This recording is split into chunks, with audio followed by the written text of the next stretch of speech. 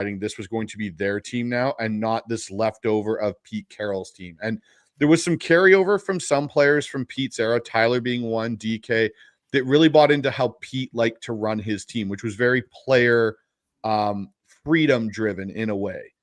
Mike McDonald, he's kind of come in with this John Harbaugh mentality of it's all about all of us together as one, but we come with a lunch pail, blue collar attitude. And you can see that in the way of the players they brought in. We're talking about DeMarcus Lawrence this offseason. They went and got him out of Dallas, and he, came up to Seattle, and everyone thought he was washed. Well, DeMarcus Lawrence right now is playing as one of the better edge defenders right now overall in the NFL. We ended up getting Cooper Kupp from you guys after you guys let Cooper go. And it wasn't like we were expecting to get Cooper Kupp triple crown, but they wanted the mentality and the work ethic to come in and help these young guys that needed to be able to flip that switch from what Pete did to what Mike does. And so what you're finally seeing is the image of what John Schneider has wanted for a very long time. And Colin Cowherd this week said it on his podcast, which I found really interesting, was there was a rift between John Schneider and Pete Carroll towards the end of their tenure together. Probably the last about 4 years, they were having rifts on, we cut Bobby Wagner. You guys pick up Bobby Wagner. Then we signed Bobby Wagner back. And it was like, how did that all happen that we ended up losing Bobby for one season to LA just to get him back the following year? Like it was a weird situation. And what you find to hear is that John and Pete were basically kind of arguing within the organization. And this is why John, a few years ago, almost ended up going to Detroit because he wanted more control. Well, now you're seeing what John Schneider's done. And so when I look at, the decisions they made, this is John Schneider's team now. It's John Schneider's organization in a lot of ways. And you're kind of seeing that image now come to life. And, as a Seahawks fan, I was okay with it. And as someone that covers the team and likes to be involved in it, I was okay with the change because it had gotten so stale. And it was like, okay, this is either going to work and it's going to be great, or we're going to completely bottom out and we'll have an ability to reset and rebuild that way. And so I think for a lot of Seahawks fans, we were tired of being stuck kind of in purgatory, which was, hey, we'll win 9 games and miss the playoffs. But at the same time, we're not getting to any closer to being a division champion or a team that can potentially look at an NFC conference championship or even a Super Bowl appearance. Yeah, and the tough thing about those situations is when you set mediocrity, it kind of like it almost becomes the culture of the team and it becomes reinforcing. You see this with a lot of, let's say, NFC East teams and like AFC South teams. So it can be really tough to get out of that culture. You almost need a complete wipe of like the front office and like almost the roster in those types of situations. I would say rarely do you see such a toxic or negative culture like get revamped up, if that kind of makes sense. Yep. So what's the fan base as a like overall? What was the expectation for this year? The expectation, I think, for this team after how the defense played last year towards the back half after we got Ernest Jones, we shipped out our linebackers, and Mike McDonald's defense started to take kind of stride, was this team should be a playoff caliber football team. They won 10 games last year. We expect them to win, 9 to 10 games again this year and be a team where we can compete with the 49ers for either second and try and win the division. Like that was kind of the goal. It was like, we need to get ahead of the 49ers and get into that second spot, and maybe we can challenge the Rams for the division title towards the end of the season, because the expectation by a lot of Seahawks fans was this offense was going to take half the season to get going. We were expecting it just like last year's defense with Mike. Hey, it's going to take, got all these new moving pieces in here. You got a new quarterback, new, offensive coordinator, new entire offensive staff practically. This is going to take some time to get going. So we figured there were going to be some kind of hiccups along the way in the first half of the season up until the bye week.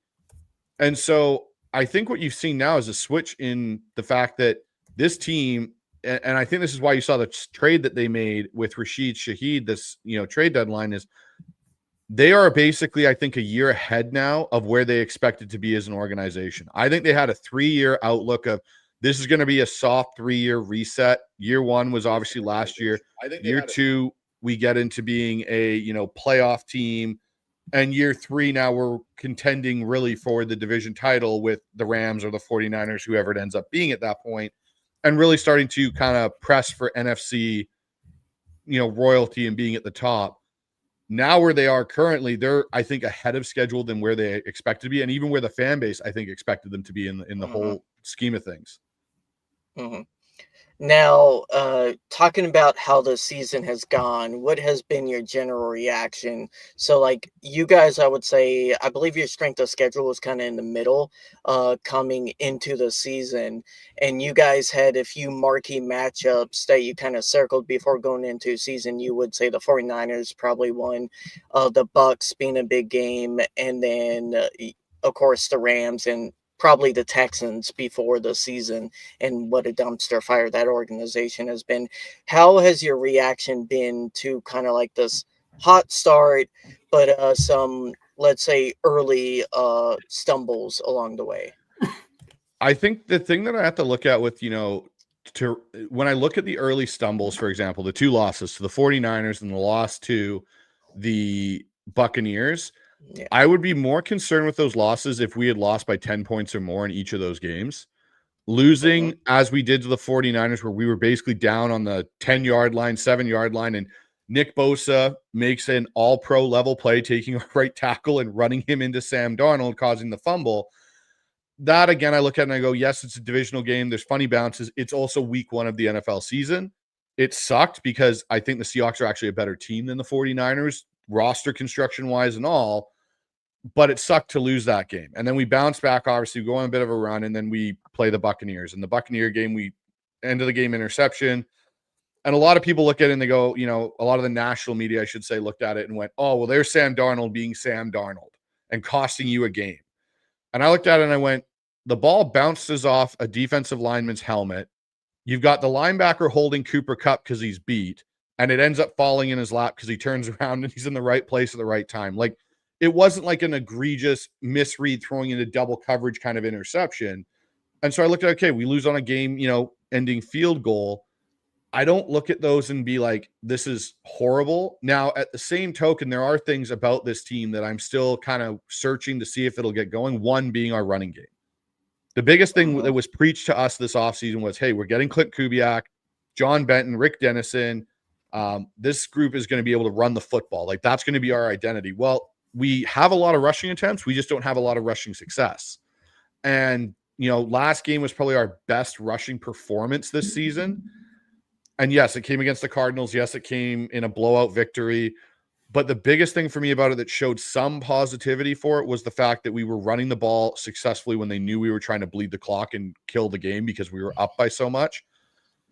So I'd say for me, the first half of the season has been, I had them at the bye being 5-2. So they ended up being, when I did my preseason projection, roughly that. So it's kind of where they are. The game, actually, it's funny. You talk about the Texans game. I had 3 games circled for me in the first 10 weeks of the season that I went, these are the games Seattle has to show up and play well. One was that 49ers game. The other one was, to your point, the Buccaneers game, Ashton. The third game, or third game out of the 4 was the Commanders game. Because I expected the Commanders, after where they had finished last year in the NFC, championship game, to be Be a lot the better. team that could potentially be a lot better than what they were. And you're seeing, a Big lot of their aging disappointment. players. Big disappointment. And so that was the other one. And then it was like, okay, how are we going to come out of that bye and play the Commanders? And then how are we going to handle the Rams 2 weeks later?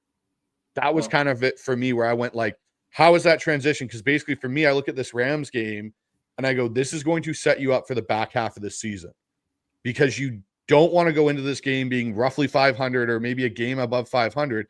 And then you're trying to play catch up during the second half when, as you can tell, there's teams like the Colts now. We play you guys again. There's a bunch of stuff in the back where you kind of go, there's a game here or there that you could drop just randomly because it is the NFL. Those are the games you need to kind of win. So, like, it matched up kind of where I thought it would be, but there's still things that worry me. Yeah, you guys face like 3 Jekyll and Hyde teams where you could get like the Vikings, the Falcons, and Panthers. Who knows what mystery box team you're going to get when you Yep. play them? They can be elite or they can completely fall on their face and you can blow them out.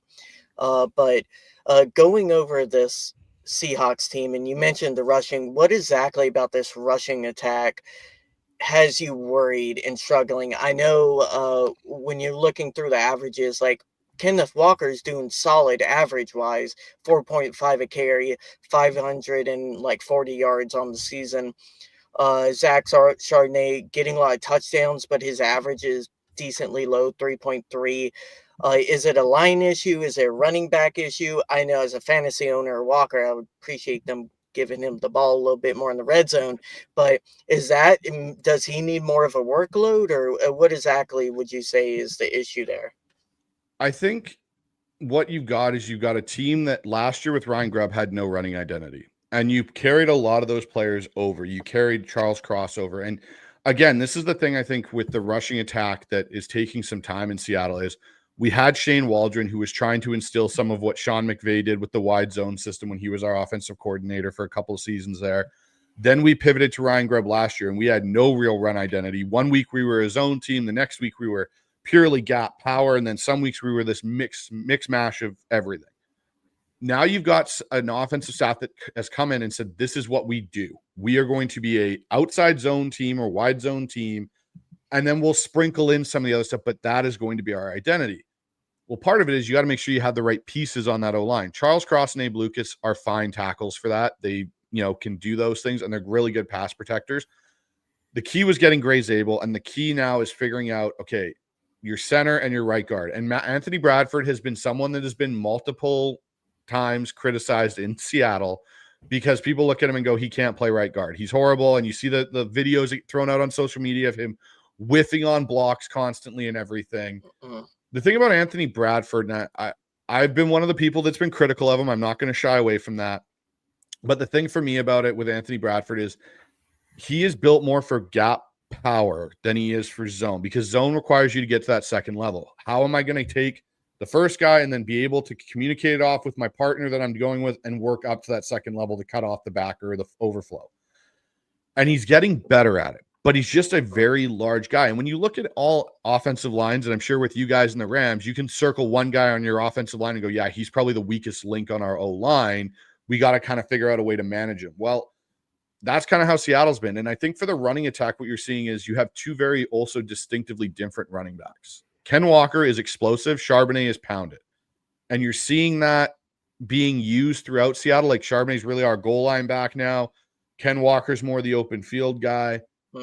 It'll be interesting to see what Seattle does in this game and how the change at center might affect Seattle's run game. Because the one thing with Jalen Sundell, who is the undrafted guy that we had last year and brought in and someone I was really high on, he was teammates with Gray Zabel at North Dakota State, is he's the better athlete of our two centers by far. But he struggles to anchor and he struggles to get a good push right away. Olu Oluwatimi, who we drafted out of Michigan and we've had on our roster for a few years, he was our starting center the back half of last year after Connor Williams retired.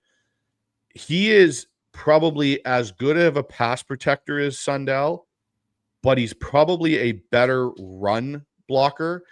And he's, in my opinion, understands fronts a little bit better for a guy that is a pure center. Sundell can play all five spots if you need him to. He's like a super sub. Olu is strictly a center. He was a center for Jim Harbaugh at Michigan, which is not an easy thing to do because Jim Harbaugh is very much on his offensive line, as we've seen with the Chargers. So it'll be interesting to see how Olu does this week, especially against you guys in your front with Poona Ford, ex-Seahawk, who has been playing phenomenal for you guys, and Braden Fisk there are going to definitely pose a challenge for this run game to get going.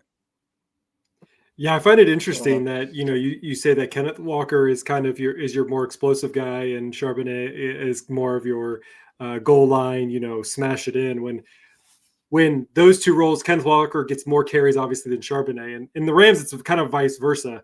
You have Kyron Williams, who's really kind of the more pounded in. He's going to get those yards. Goal line, he's pretty golden as far as getting TDs. But then you look at, Blake Corum, who's more explosive, kind of in the open field. He tends to get less carries than Kyron. Just that dynamic is interesting of a flip-flop. Yeah, it's something in Seattle, I think and the one thing they've got going, like for Ken Walker, that's something that I don't think has been publicly put out there a lot. I had Greg Bell, who's a Seattle beat reporter here, been doing it for years on my show a few weeks ago, and he kind of mentioned that Ken Walker is still dealing with a foot injury. He had it through the back half of training camp, but it's a foot injury that's linked to his high ankle sprain he had late last season. And so Seattle's kind of doing this weird thing where they're trying to manage that so it doesn't flare up on Ken Walker, because realistically, I think you're seeing more of that managed with Ken Walker because Kenny McIntosh, who came on late last year when Ken went down with Charbonnet during the back half, and we saw a bit of a run game revival in Seattle, he blew out his knee, unfortunately, in a non-contact in training camp. So now they're kind of really with their two. You've got kind of the two top backs in Charbonnet and Walker. And then you got our third back in George Halani. But Halani last year didn't get a lot of run in the regular season. He had sporadic moments, was more of a special teams guy if he did get brought up onto the roster. And he got some touches last game, which was good to see, because now they're trying to incorporate a third running back into this rotation, which I think ultimately he brings something different that neither of them have, because he's almost a mix of the two. So you can put him in there and he can do a little bit of what Charbonnet does, but he can also do a little bit of what Ken does. So it'll make things interesting to see if that can spark this run game with more efficiency over the back half of the season. How are your running backs? I'm kind of looking through some of the stats, and you look at Kenneth Walker and you look at Charbonnet as far as a receiver end. They're kind of on the lower end of the tier, where the Rams tend to really utilize, at least Kyron Williams in the pass game. How do you analyze that situation? It's really interesting because we all kind of thought Clint Kubiak was going to use these running backs a lot, because he did that a lot with Kamara and that group in New Orleans last year. And so it's been an interesting thing that it started to come on a little bit in the Houston game and the Commanders game, and even in this game a little bit, but it's something that's very interesting. And I don't know if it has to do with because they run so much play action, as a very big staple of our passing game is play action based. That's why the running backs getting out into routes isn't necessarily something that's high on the priority list for Kubiak to get them involved in the passing game. And I think he also looks at it and goes, we have two really good tight ends in AJ Barner and Elijah Arroyo. We now have Shaheed here. We have Torrey Horton, Cooper Kupp, JSN. How many touches are we going to take away from that group of targets to give to our running backs? And so I think that's how they kind of view it right now. And so it'll be interesting to see, again, over the back half, if there are some adjustments to that where they go, hey, we need to get Ken Walker more involved in the passing game, or a Zach Charbonnet, and leak them out into it. But part of it is the speed at which Sam Darnold's getting the ball out and going through his reads and finding targets. It almost makes the check down to the running back, null and void, because he's getting the ball out in almost under 3 seconds most of the time. Yeah, which does not signal well, at least for this Rams defense, who really wants to try to get home and really want to provide, some PTSD to Sam Darnold a little bit from the last season. Yeah. So kind of going into these pass catchers on the Seahawks offense, there's a few recognizable names that Rams fans will know, especially with Cooper Kupp. But JSN has been on a heater. He's had an amazing year. Up there as one of the top wide receivers in the league now.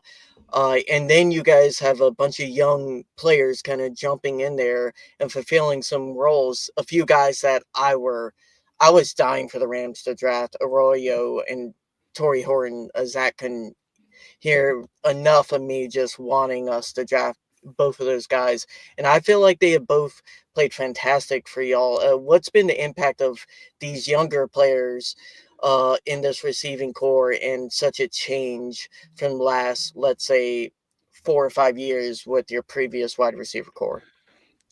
I think what you're seeing a group that complements each other really well in Seattle, and a group that I would say, if you looked at Seattle's receiving core, maybe the past 4 years. So you go to Tyler Lockett, DK Metcalf were really the main staples. We had Godwin here for a little bit. Then we got JSN got brought in. What you're seeing, though, is we had Tyler on the back end of his career at that point. And so Tyler was really catch and get down. That was what Tyler did. You didn't see a lot of yak yards out of Tyler.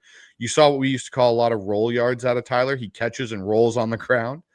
DK was very much your deep threat. Like, DK was run the post, run the go, the fly route, the hook, the slant. You weren't getting DK on a bunch of in routes or, outbreakers and stuff like that. It's just not part of his game, because he wasn't as fluid getting in and out of his breaks. What you've seen now with this offensive turnaround this year in the passing game is you're seeing receivers that are very much interchangeable in spots. JSN and Cooper Kupp, the big thing when we signed Cooper Kupp this offseason from everybody was, well, you have two receivers with the exact same skill set. Like, that's just not going to work for your passing attack. Like, you're going to struggle with. Well, no, like this means we can do different things with condensed splits. We can move them around. We can interchange pieces. Everyone was, clamoring in for Seattle. We need a big X receiver. Well, in this West Coast offense, you really don't, because your big target generally is your tight ends, hence the Elijah Royal pick, the emergence of A.J. Barner in the passing game, even more so this year than to the back half of last year. What you see with this group, though, is they are much better at running routes and running the entire route tree, as that would be as well. Like, you can put Torrey Horton in and he can run all of the same routes as JSN. He may not run them to the exact detail of JSN, but you're not losing things out of your playbook where you go, okay, hey, we put in this package right now. We've got Cooper out there. We've got Torrey Horton. We need to give JSN a break. So we've got those two. Well, we can't call 20 of these plays because, Torrey Horton can't run these routes, or he's not going to run these routes as effectively as we need. You're getting more complementary play throughout the group, which then in turn opens up your offensive playbook throughout the game. Do you see it an issue that it seems like JSN has, a third of the receptions compared to the rest of the team? Do you see him like having too many? It's an interesting conversation, Zach, because right now, if you look at the target, percentage, he's currently sitting at 35% of the passing targets are going to JSN right now. Like, it started to come down a bit because there was a point he was up in the 40s, and it was like, even in Seattle, we were like, okay, like, you need to get somebody else involved. Now, the one thing I'll say, though, is the reason he's seeing that is JSN is just so good at getting open. Like, that is the biggest thing for him right now. And I think it's just speaks more to Sam's progression to be able to get through it, whether it's JSN's the first or the third read. He's just getting open and Sam's just finding him at this point. And I think what made it so interesting was when JSN started this heater, and it basically started from week 1 and hasn't really stopped, is that I expected teams to go, okay, Seattle's run game really isn't getting anywhere. Let's roll back into 2 high shells and try and take away and bracket JSN and take him away. We'll play a safety inside and we'll have our corner play on the outside shade and we'll try and really funnel him in. Teams haven't done that. They've stuck with the single high look a majority of the time and played stacked boxes versus Seattle and let JSN kind of go to work. And so it's just been this interesting. Now, what I think will happen is the Rashid Shaheed effect will take over. And we saw it a bit in the Cardinals game. Is he is such a deep threat that he will just blow by you. He's probably one of the best deep threats right now in the NFL. And to a point, you guys have a great deep threat on your team in Tutu Atwell, who's currently not playing. I know he's injured, but when he's in your guys' offense, it opens up things for Puka to work on the inside and stuff, forces teams to have to respect that deep threat because otherwise he's going to go by you. So I think what you'll see, Zach, is you'll see the numbers tick up a little bit for Cooper Kupp, for some of these tight ends, because teams will start to get to that too high look because they're afraid of Shaheed. They'll lighten the box and it'll allow Seattle to find some of these other holes and windows because the pressure won't be so quick and forcing Sam to get that ball out so quick to JSN. Yeah, I mean, I was just going through it. JSN almost has 3 times as many as the next receiver, which is Cooper Kupp. I think we look at it as the Rams fans, we have Puka Nacua, so a similar area where he can catch anything and anywhere. And if he didn't play for a game in 2 halves, he probably would have almost 90 receptions at this point. And so we know that. We tend to have that breakout star. Look at Cooper Kupp, back in 2021. So we're very used to that. I'm just curious on your guys' thought process for that. Ashton, what you got?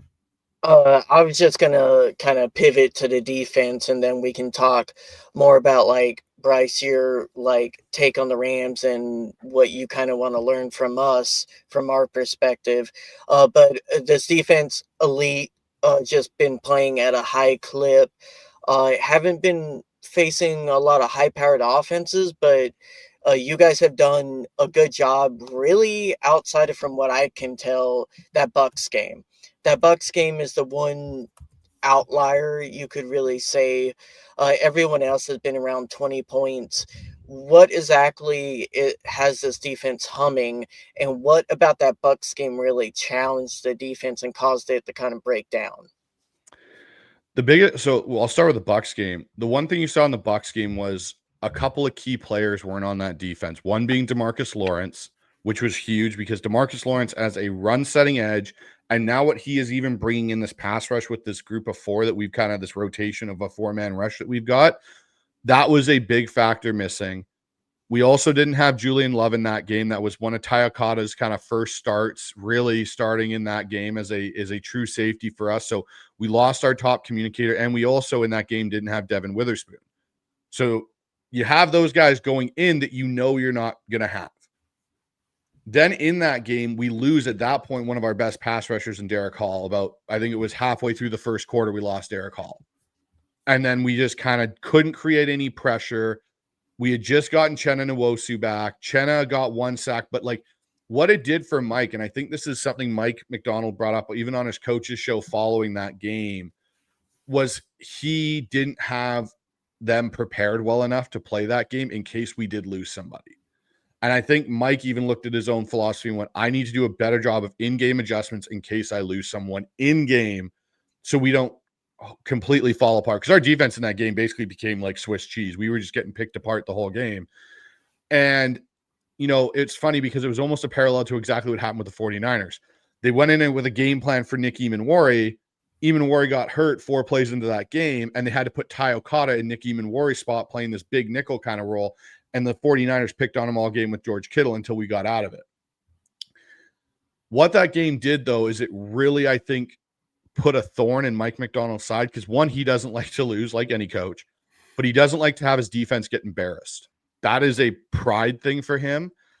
And since that game, our defense has been on a complete heater, and he's changed some things. He's bringing more pressure, which is something we were one of the lowest blitzing teams. We still are at blitz rate, but he's doing it a little bit more. The tick has gone up a little bit, and that is what you see now coming in. He's getting Nick Eamon-Wari back. He's now got Devin Witherspoon back. He's got Derek Hall and the defensive line back together.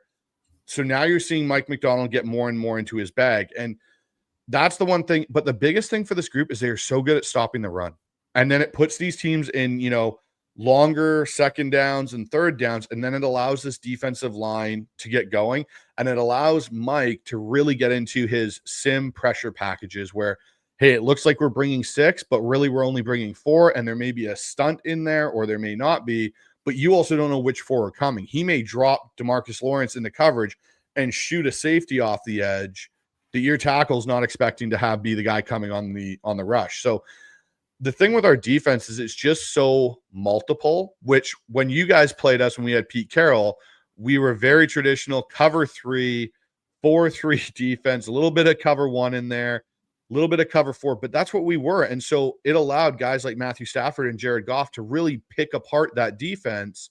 And then we try and bring pressure, and they just left these huge gaping holes in behind. You look at what Mike McDonald likes to do. We play cover 6 at the second highest rate in the NFL right now, which is one of the things Matthew Stafford, ironically, is not the greatest against is cover 6, especially off of play action when he has to turn his back to the defense. So it'll be really interesting to see how this defense goes up against what personnel you guys bring out this week, especially with what you're doing with tight ends, and how that affects how Seattle's going to have to change some of their sub packages. Well, real quickly, since you brought that up, guys, if you're watching us, please like and subscribe and comment down below what you guys think will be the biggest moment in this game, what will be the biggest factor, and thank everyone for commenting by. We might get to your comments, but we got a hard stop, so we're trying to get everything packed in as much as possible. But Bryce, going into this game, the Rams had a big change of philosophy in the last 2 or 3 weeks that they kind of found by accident a little bit. Traditionally, when the Rams have lost a big player like Puka or Cooper Kupp back in days, they would backfill someone, and kind of like what you mentioned with Torrey Horton, he can run the same routes, just won't be as good, or just like will be a watered down version, a little bit more simplistic offense for the backfields or younger players. They're doing something completely different. They kind of shocked, for the most part, the fan base with how they came out and played against the Jags with this completely different style and this different philosophy of offense. What's your initial take on that, and what has you worried? And what questions do you have for us? So it's interesting for me because the personnel, what you guys are doing, this is what makes Sean McVay so good. And what I love for as an offensive mind is he's so good at finding new wrinkles that allow him the same ability to run his offense, but gives him flexibility in a way. And it's really weird to talk about that when we're talking about like 13 personnel and we're talking about adding extra tight ends, but he's still getting the same concepts out and the effectiveness of it. And the one thing I love about Sean McVay is Sean McVay's boot action concepts, where he will fake the zone, they'll boot out of it, and those over and under routes that layer in behind and in front of linebackers with the clear out route by somebody, you know, running the post or the deep in.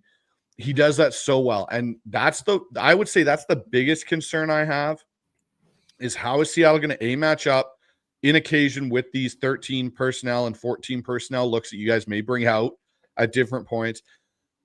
But how are we going to stop that particular base play for Sean McVay? Because he will spam that throughout a game in different formations. But when Sean finds a pressure point, he pushes it and pushes it and pushes it until you find a way to make it stop bleeding.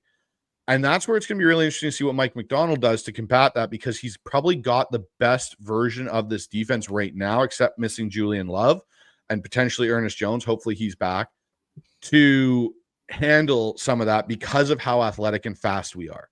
Nick Eamon-Warren becomes a bit of an interesting matchup and chess piece in this because his man coverage and skills have been a little lacking so far this year, which is kind of a concern, but he is still playing well for a rookie. He is such an athletic freak that you can put him on a tight end and he can take a tight end out of the game. So is that the piece we use? Is it rolling down a safety into the box more frequently? Like, how are we going to combat that? And then at the same time, be able to sustain not giving up some of those plays. The other biggest concern for me in this game, guys, honestly, from Seattle's perspective, is just tackling. Seattle, for as good of a defense that they've been, they have a lot of missed tackles this year. And the one thing that's driven me nuts when we play the Rams, even back to the Pete Carroll day, is you guys running that boot play, flipping it to your tight end 3 yards across the line of scrimmage, and then watching a Tyler Higbee or a Gerald Everett or any one of those guys break a tackle and go 30 yards down the sidelines and really make it into an explosive play. Seattle is going to have to minimize the amount of explosive plays they give up. Yeah, I think it's a very key point that a lot of fan bases, besides the ones that have kind of watched the Rams in the last 2 or 3 weeks, they don't understand that our personnel packages aren't dictating what plays we can call. They're dictating what defenses can come out in. And in our 13 personnel, we can throw it on you. In our 11 personnel, we can run it on you. Our wide receivers can play like tight ends and vice versa. And that is causing these defenses, if you load up on linebackers, well, okay, we'll just throw to one of our 4 tight ends that can catch pretty well effectively. You mentioned the former Gamecock Nick, and that's a good idea. Problem with you doing that is then you put Puka Nacua one-on-one on a corner, or Devontae Adams. So, like, that's where you get put in a really tough position. If you're bringing a safety, come down extra help, especially on these tight ends, then you leave one of our star wide receivers one-on-one, and they're going to win 9 times out of 10, and both of them can go deep. So we don't have Tutu, but we still have deep threats. It's so varied, and the complexity, and you mix that in with the fact that he's doing all of this with motions in both personnel sets and going back and forth. It is a living nightmare for a defensive coordinator, and you can't really have a lot of right answers. And I think it's a specific personnel thing that a team has to have. I think they have to have like 3 or 4 really, really good linebackers to be able to stop a scheme like this, or at least like 4 or 5 really big physical safeties. And that's the interesting thing with Seattle. Like right now, Tyler Cotta is playing as a top 7 safety statistically right now in the NFL. You've got Nick Eamon-Warren, who's kind of your big nickel dime linebacker in sets. Tyrese Knight's finally healthy, which is something we've been wondering what was going on with Tyrese Knight as well. The thing I'll say about Seattle, like to your point, Ashton, with them if they do roll a safety down in certain looks, and yes, you guys have Devontae Adams and Puka Nacua, we also do have probably 2 of the more elite corners in the NFL in Reek Woolen and Devin Witherspoon on the outside. And this is where, again, Mike McDonald's defense is so much different than the ones you guys, even to last year's point, played against us, especially in that first matchup, is Josh Jobs played probably as one of the top 15 corners in the NFL in his own right, with Reek having issues and such. Reek's been back to playing like how he was as a rookie the last 2 weeks.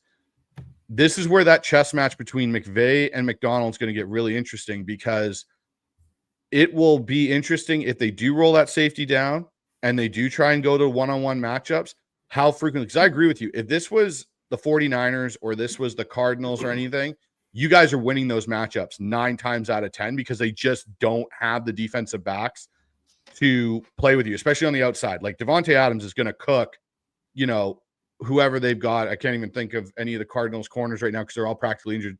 But you now put Reek out there. You now put Devin Witherspoon out there, and they're both physical corners that like to bump and run.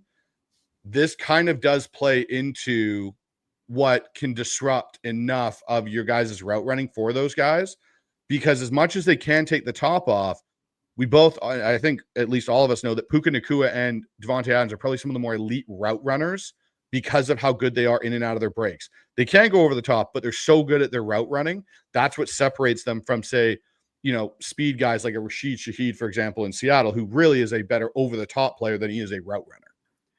Do you guys think that you guys are going to overcompensate for Puka and Davante, which then will end up leaving somebody else open, whether that's through our tight ends or going, falling back to whether it's Kyron, who's typically our pass rush for RB?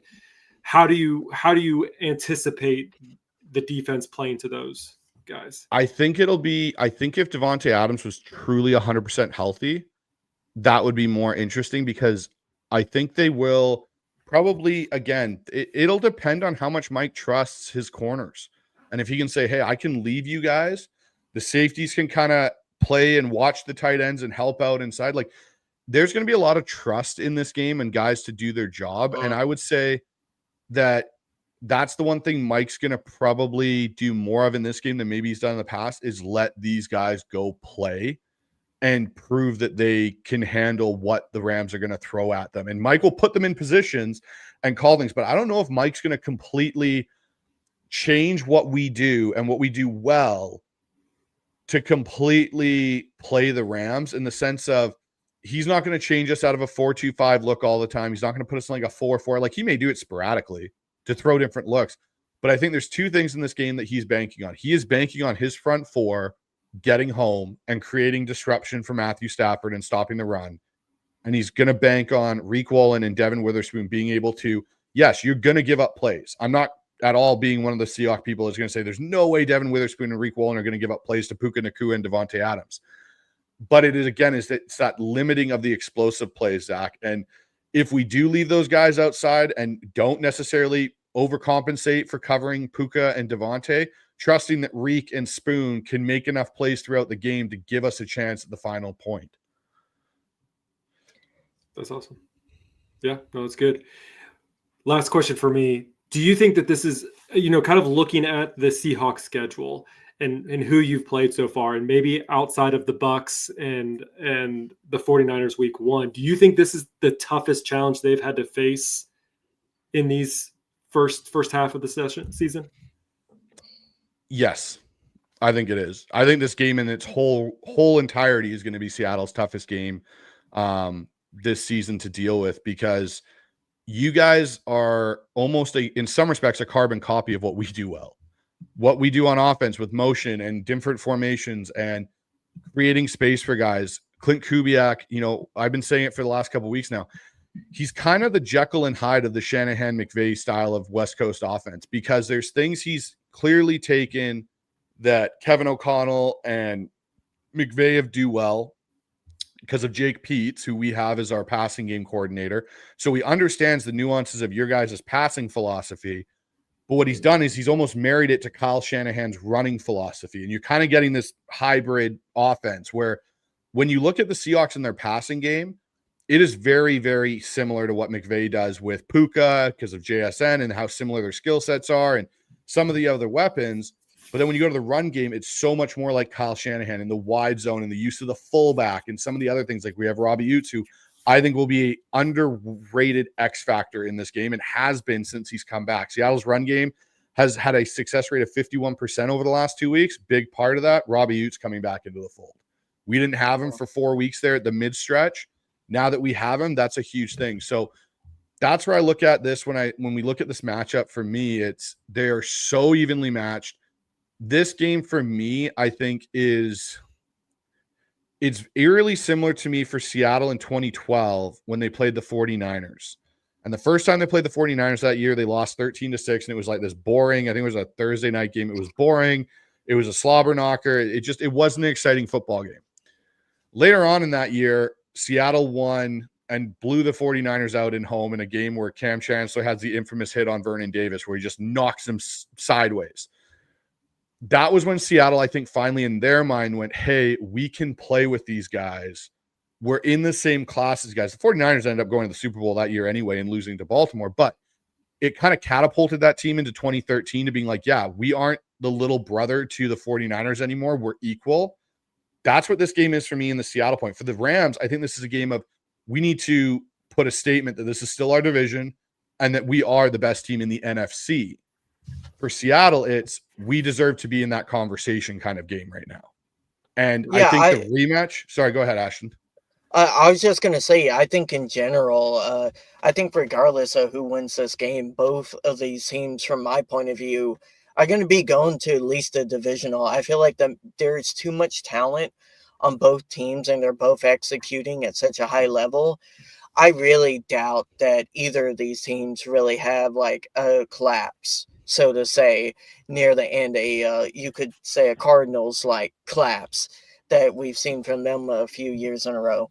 But just to reiterate kind of like what you were saying, it's definitely a fascinating matchup from both teams because both their offenses and defenses have been so elite. It's going to be really a kind of grinded out game and like who can tough it out and make the least amount of mistakes. I think that's what's going to come down to. That I don't think there's going to be a lot of turnovers this game, but there's going to be one or two. And the team that commits those two or that one turnover is probably going to lose the game, whether that's a fumble or interception or, silly things can happen. So it is just impeccable, like the positioning of these teams, and whether you're a player or not, it kind of doesn't really matter. You just have to get to the dance and then start playing hot. And I feel like both these teams are capable of doing that. I totally agree. And the thing for me is I look at the time, like when I look at this matchup, last year's last game of the season, I kind of throw into almost like a preseason category in a weird way. Cause at that point you guys had Jimmy Garoppolo, you had won the 5th tiebreaker in that to get into the playoffs. There was a bunch of things in that game where it didn't really have that much meaning to it. Yes, it's a divisional game, but it just didn't. I look at the game in Seattle last year, and then I go back to the Ravens-Rams game the year before where you guys went into Baltimore and gave Mike McDonald's fits with your offense. And I look at those two and I go, okay, this is really round 3 for Sean and Mike in their matchup of matching wits. The other thing I look at with that is when we played you guys in Seattle last year, there were 3 passes that Matthew Stafford basically threw into our lap and we couldn't convert on any of them. There was an Ernest Jones opportunity and he couldn't get the pick. Reek Wolin had an opportunity. I can't remember the other player that had an opportunity. But we had 3 opportunities to get a hand on the ball and create a turnover, and we missed out on it. And to your point, Ashton, us missing out on those and then Geno committing the 2 red zone interceptions cost us that football game.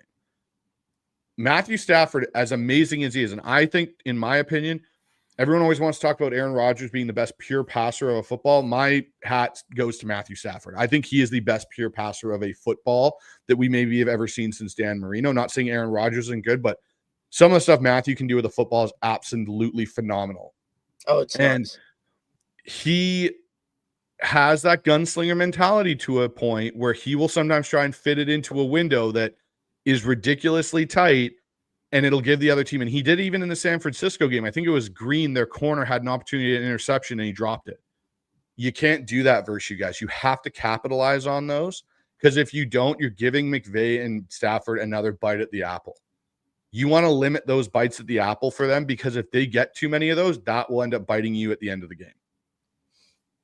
Yeah, and Stafford is definitely playing at an MVP caliber level. This guy is just on something else differently. You mix the scheme with a guy who can fit it in any arm angle, any amount of time, and he's getting out super quick. Pressure is not able to get there. Our line has only just recently been playing decently better, and like they've been run blocking good, and then just looking over this overall offense, it just everything has been firing on all cylinders on top of defense. So I definitely agree with you. Can you trick Stafford? And it's hard to trick him. He's seen a lot of stuff. And especially this year, teams haven't been able to figure it out given the scheme and the kind of binds that McVay is putting them in. And Stafford can make a lot of things correct when McVay gets them wrong and vice versa. And tricking both of those guys at the same time, not a lot of teams have done that. And like, I know a lot of Seahawks fans have memory of last year. This team is twice as better offensively than that team last year. That's just reality. We don't have red zone issues like we did last year. We were one of the bottom teams in red zone. Offensively, points wise, we were in the bottom 10. We were basically a defensive team that made clutch drives at end the games to win in most of our games. And the only like game we had an offensive explosion was the Bills game. This team is a lot different. I would say we should be 6-1, beating the 49ers the first time and beating the Eagles, but losing. We should have probably lost to the Colts. In all reality, we should be 7-1, and it was the special teams that really has been the biggest difference. And Sean McVay, people have already lost their jobs mid-season because of this. So we're kind of seeing a transformation on special teams, and we'll see if that's an impact. Because if that's an impact, that can be same thing as a turnover, the big key difference maker and why you guys win this game if you end up winning it. Yeah, and that's the one thing for us that's kind of been, I'd say, the biggest surprise in Seattle is our special teams unit being one of the best in the NFL this year. A lot of people early on in the year, in preseason, me being one of them, was saying like, Jay Harbaugh, if he doesn't get the special teams right, is going to be on the hot seat real quick because of how bad our unit was last year. It's turned into one of the best units in the NFL this year. And I think it gives us a huge, kind of advantage in a way, is having that in a game this close, having that solid special teams unit that you can bank on with the punting and the kicker, all those kind of things, our coverage units.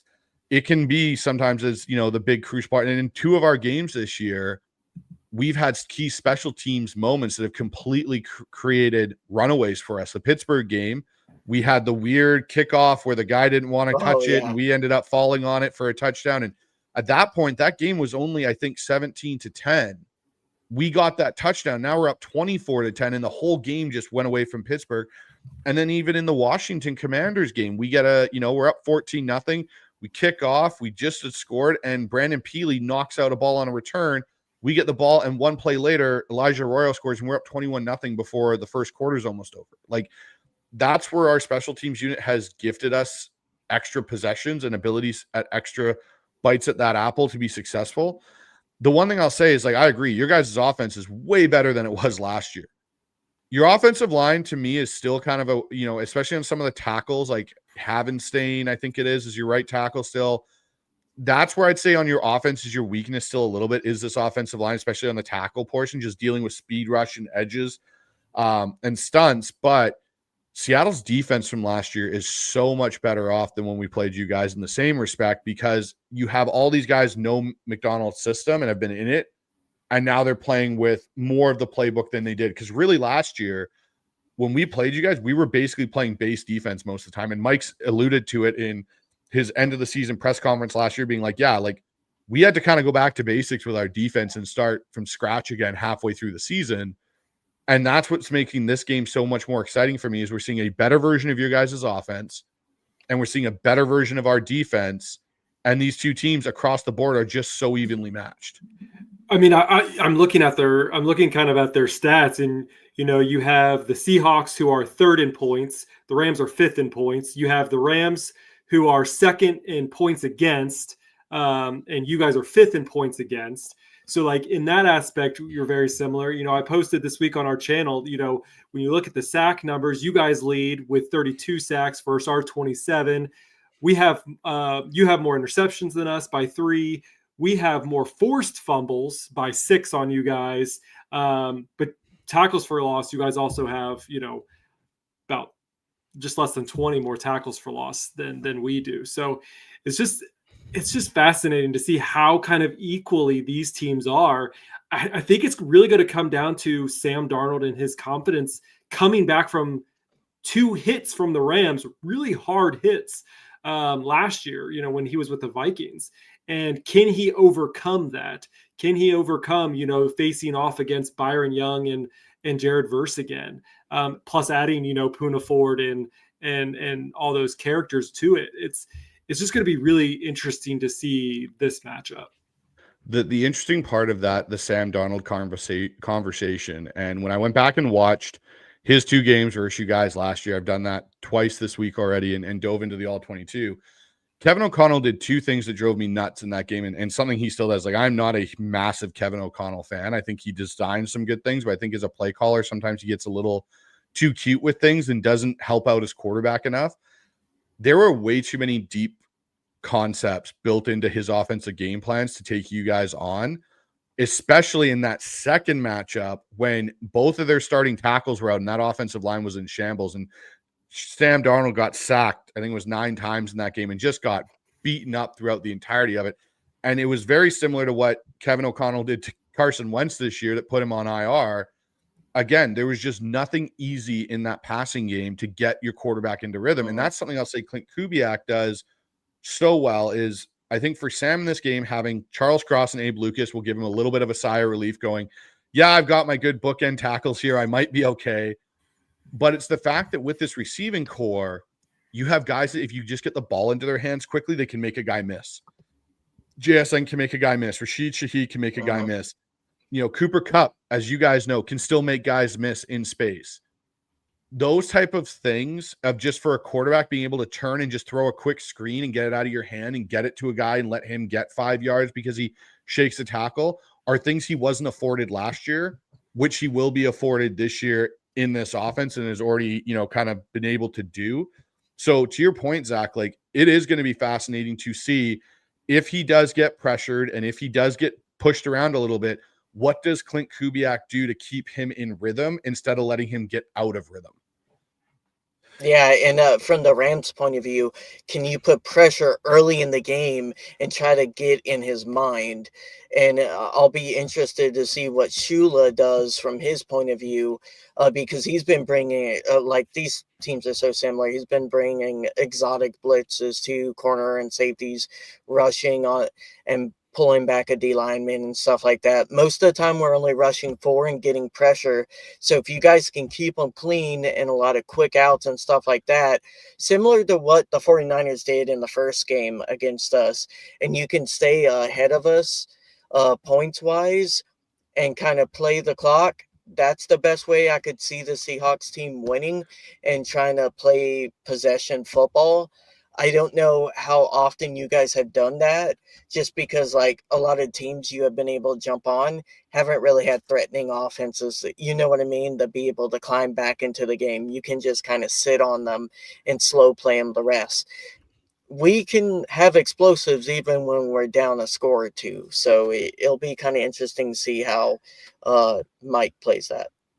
It will be interesting. And to your point about the pressure, like Sam this year currently is completing 76% of his passes versus pressure. And he's getting blitzed 30% of the time right now in his dropbacks, which is one of the higher numbers in the NFL. And it's due to that stack boxes look. So he's actually this year, weirdly enough, one of the best quarterbacks compared to probably what he was last year in some respects against pressure. So it'll be interesting to your point to see what does Shula do? Does he come out and pressure early? Or does he try and see if he can bait Sam into a throw where he thinks it's pressure and back out of it? I've got a question for you guys, though. How confident are you in your secondary versus JSN and Rashid Shaheed and the Seattle weapons? Whew, that's a great question. They're going to get yards. They're going to get yards. This defense is not a good, like, it's not very good in between the 30s of limiting yardage. You can move in the 30s relatively easy. They play a lot of soft zone. They're going for more like knockouts, turnovers in that area, trying to make it difficult. The big thing is they're trying to get you frustrated and into the red zone, and that's where they kind of make their money. And then they apply pressure and try to get you in 3rd and long, and then bring the house with 4 or 5 rushers. So Yeah, yeah, they try to I would sometimes they start try to him. play a little too cute. They try to undercut it to try to jump on the ball for an interception rather than just either deflect it or, pass Yeah, break up a little bit. We've seen that a couple of times. So there is some concern. I mean, I still think that we have top tier safeties that are able to help, kind of keep up a little bit better. And I don't think you're gonna get any crazy long plays or, long scoring plays, but I think you're going to be able to move the ball efficiently. But we say this all the time, and this has been true for the Rams for a very long time, is that they're very much of a bend don't break defense. They'll let you get the field goal, but it's very hard to score points in the end zone, and that's for what we've seen, I've kind of seen some of the comments, and the Rams have faced good offenses. We faced the Eagles, we faced the Colts. We have gone up against some good offenses, and we're still able to maintain them. We've gone up against running backs. I mean, shoot, we could keep top tier Jonathan running Taylor backs. quiet. CMC has been quiet. We got Saquon Barkley was pretty quiet that game.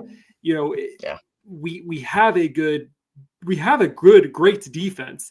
Our secondary is obviously our biggest concern, and we usually utilize our pass rush to really hit home and try to alleviate some of that stress yeah.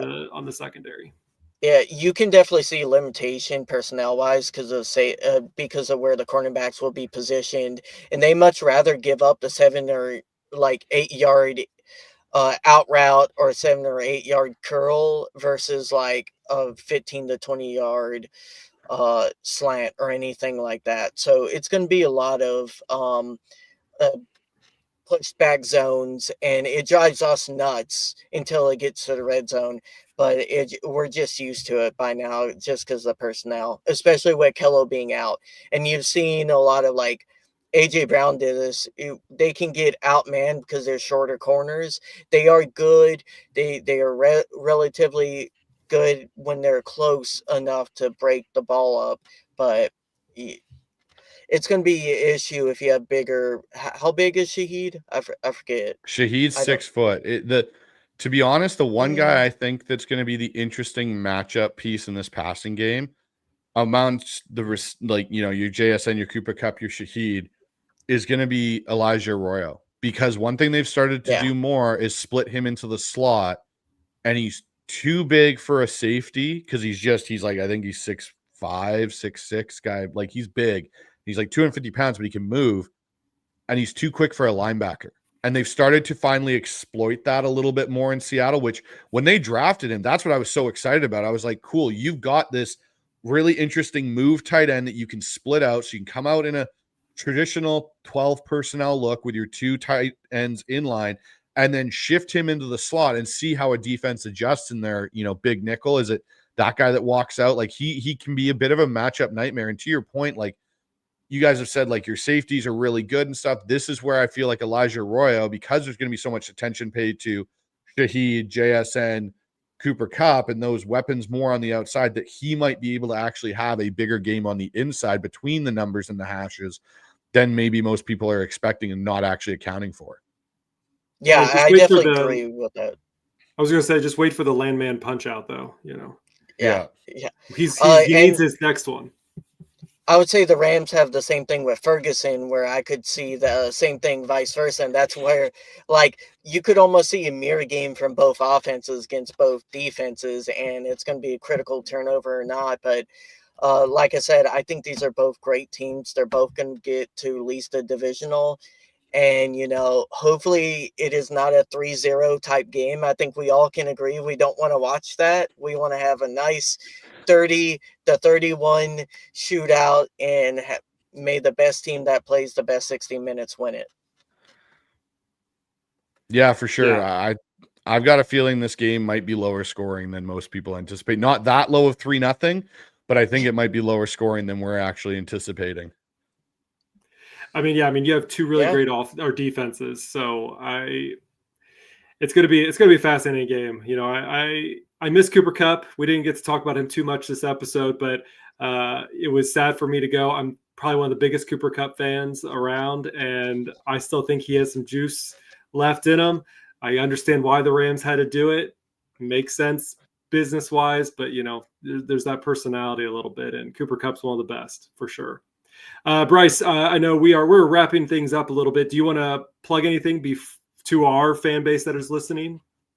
Yeah, if your fan base likes listening to Seahawks content, only on Seahawks Rams week. That's fair. I run the Hawk's Eye podcast. You can find it on YouTube. It's on Spotify. You can find me on Twitter at the Seahawks Eye. I've got a couple shows that I've obviously released this week. I had one with Blaine Grisak, who runs the turftimes.com and the Rams Call Sheet podcast. So I had him on for a preview show. I did a preview show last night, more Seahawk focused in that one. Looking forward to that game, and I'll have a live reaction show following Sunday's matchup. So looking forward to it. And again, thanks guys for having me on. Appreciate coming over here and talking Seahawks and Rams. Yeah, we'll have to do it again here, just over a month for the next game. For sure. Cool. All right, well, everybody, thank you guys for joining us live. You can always find us live, youtube.com/@EastCoastRams. You can also find us live on X as well. We stream there too, @EastCoastRams. We are also on Instagram and Threads @EastCoastRamsPod. And yeah, it's going to be a fun game. Home in SoFi Stadium, wearing the midnight blue jerseys. And I know, Ashton, roll your eyes, it's fine. And we cannot wait for the Rams to kind of sneak in that win. But I know it's going to be a great game. You can find Ashton at RamFanAshton1, and you can find me at Zach Mayer on X. We will see you guys after the game. See you, everyone.